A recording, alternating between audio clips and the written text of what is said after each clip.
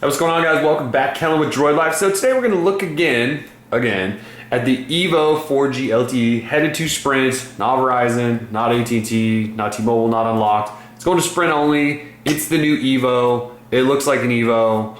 So what do we think about it? So, we held it at CTIA just last week, had some initial impressions on it. We saw it before it was, in the public when it was first announced. We weren't really a fan of the way it looked, but we thought we'd give it the benefit of the doubt. So we've had it now for, well, it's actually been sitting at my house while I was in CTIA. So it's been here for like a week, but I've actually only had my hands on it for a day since I've only been back for about a day. But anyways, here's my thoughts, okay? So I was gonna go ahead and do a full review of it, just like we've done with all these other phones. But essentially, it's just the HTC One X. I mean, size-wise, screen tech, camera tech, all that stuff, it's basically the same. The only difference is really, well, okay, so internally differences are dual core, Snapdragon S4, Tegra 3, but the AT&T One X that we already reviewed is a dual core Snapdragon S4. So really, the internals are the same, but they did throw in a 2000 milliamp hour battery in the Sprint version. Okay, so that's in there, so that's a difference.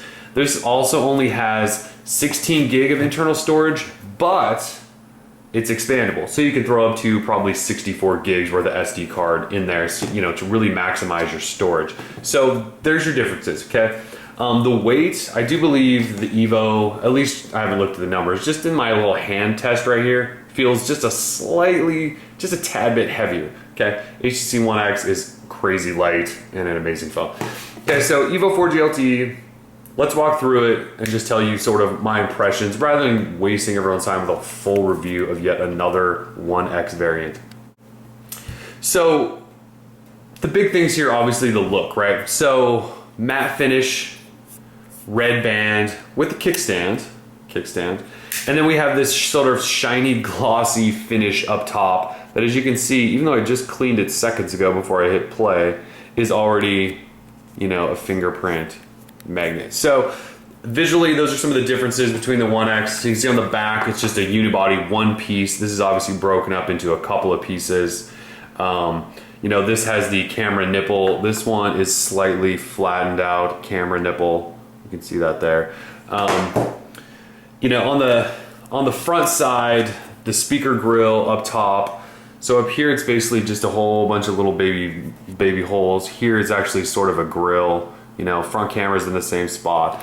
The screen's exactly the same, 4.7 inches, Super LCD 2. It's a beautiful display. It's got hardware buttons on the bottom. The chin on the EVO, I don't know, just looking at it, it actually looks like it's bigger or thicker than on the One X. So that's sort of another difference out there. But so matte black finish on here. If we look around at the outside, so you have your volume rocker up top, and then on the bottom there is actually a dedicated camera button.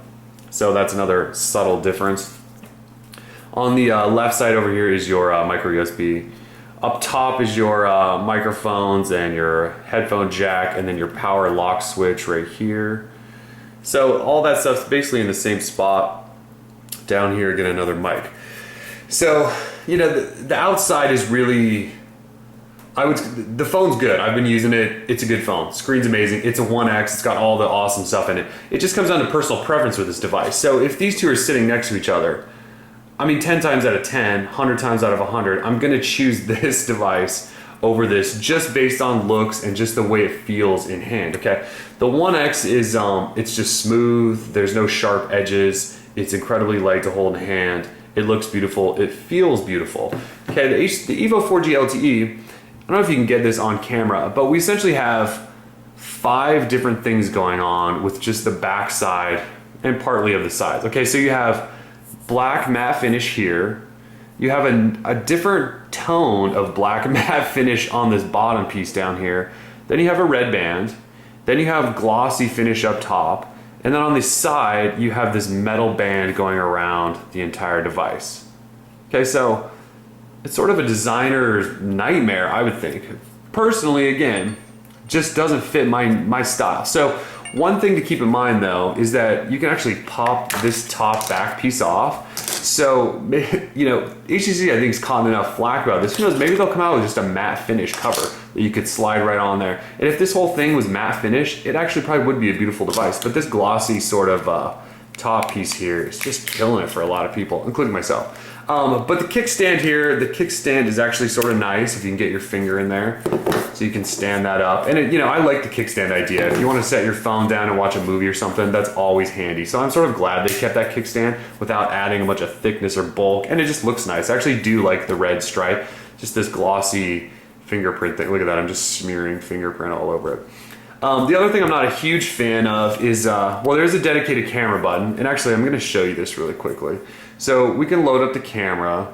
If we go in there, actually, let me go back home. So there's two ways to load the camera. You can press the app icon, which loads it up instantly. You can also long press on the camera button until you feel a little vibrate, and then the camera pops up. The only weird thing about that is there's a delay with that. So if I press the camera icon like instantly like that, it pops up and I'm ready to take a picture.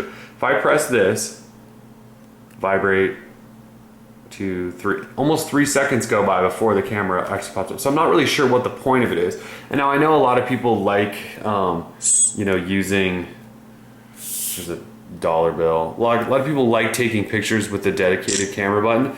But at this point, it's almost easier and to just snap it right on there. Now you can take burst shots with it. You can hold it in and it does take bursts. So you can do that with it. So it's got all the same functionality as that other one. I don't know, it depends on if you need a dedicated camera button or not. Anyway, the other thing then that so far I'm finding a bit annoying is the actual, well, so you guys know I'm not a big fan of top lock switches, but this one in particular, it just feels a little soft or squishier, or it just doesn't have that same easy feel as the regular 1X does. So I don't know, again, personal preference.